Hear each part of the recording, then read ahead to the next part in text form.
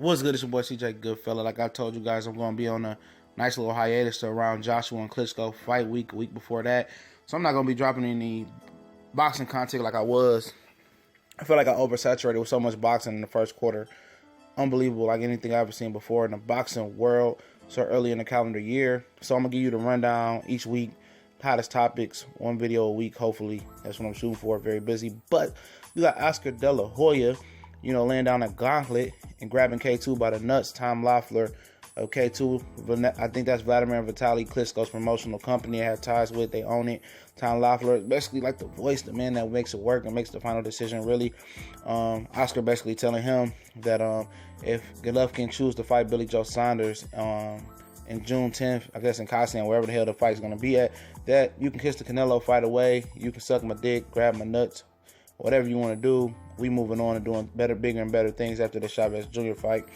And pretty much he got Tom Loeffler and K2 and Team Golovkin kind of shook. They've been talking about that Canelo fight ever since they came over to America.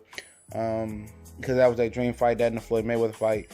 And it's a dream fight as well with Billy Joe Saunders, because Gennady Golovkin will be one of the very few guys in recent memory to be undisputed champion since Bernard Hopkins and hold all those major belts at one time. And Billy Joe Saunders gave him a deadline of tomorrow, this Friday, to make that decision. If not, he's going to move on and do his thing elsewhere and turn that fight down. We know he really don't want that fight, but he's been talking shit about it because he knows Triple G is in the pickle. But Abel Sanchez said they had a contingency plan to fight Billy Joe Saunders, move up to 168 after basically saying that Golovkin was too small for 168 pounds when Andre Ward was up there, right? And he was going to campaign at middleweight as long as he could. As long as it was easy for him to make the weight, there was no rush for him to go up. After they said they'll fight anywhere from 154 pounds to 168, and even talked about 175 at a time. Now they're ready to move up to 168 when Badou Jack and Andre Ward and Carl Froch is already going. And so is Miguel Kessler, who's talking about a return because they're doing another World Boxing Series Super 6 type of tournament just to keep our eyes out for that. Don't know which way he's going to compete at once he comes back. But there's what it is. It's either, fight Canelo Alvarez and wait till September, fight Billy Joe Saunders, become undisputed champion, move up.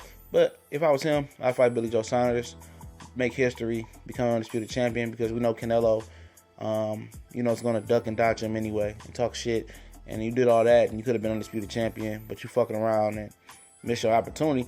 Then you got Freddie Roach, running that big-ass trap, talking about bring on Keith Thurman. Keith Thurman wanted to make the fight, so Keith Thurman started promoting the fight and calling out Manny Pacquiao on Twitter, social media. And Freddie Roach knew that the Jeff Horn and Manny Pacquiao fight was already a done deal, or close to being a done deal, for July 2nd. And I don't know who's going to carry that fight. Probably Top Rank's going to do a regular stream or regular HBO.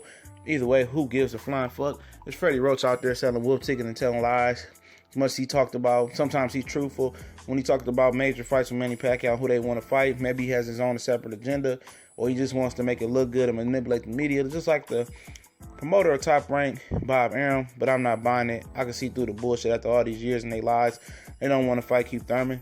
That's why they fighting a lower level guy like Jeff Horn. They didn't want to fight Amir Khan. But then we got the biggest bombshell of the week. Luis Ortiz, Deontay Wilder, potentially should be looked to be made. He has options in Luis Ortiz. A lot of options, especially that he's a Cuban fighter with a lot of talent.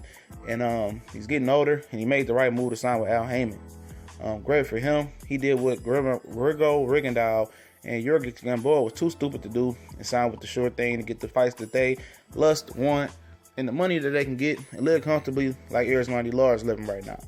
But it points to a Deontay Wilder fight to make it more feasible. But he's the mandatory for Joshua Klitschko. He's the mandatory for the IBF. He's the mandatory for the WBA. And he's up there for the WBC if Romain Severn and bitch out. And they handed him a gift in Deontay Wilder for a rematch that we don't want to see. But hopefully we're going to see Luis Ortiz in some big fights in the next 12 months, calendar year. He's going to be on the Sean Porter, Andre Berto undercard April 22nd, I believe, against Derek Rossi in his PBC feature, and a lot of exposure for him. Then we got Charles Hartley and Jermell Charlo is going to be on that same card, the junior middleweight Charlo that remains their WC champion, who actually still trains with Derek James, and not Ronnie Shields, Earl Spencer's trainer. And they actually got into a little spat, Derek James and Charles Hartley, Texas thing, saying that Earl Spence knocked out Charles Hartley. The first sparring was competitive. The next two, Earl Spence dominated and knocked him out.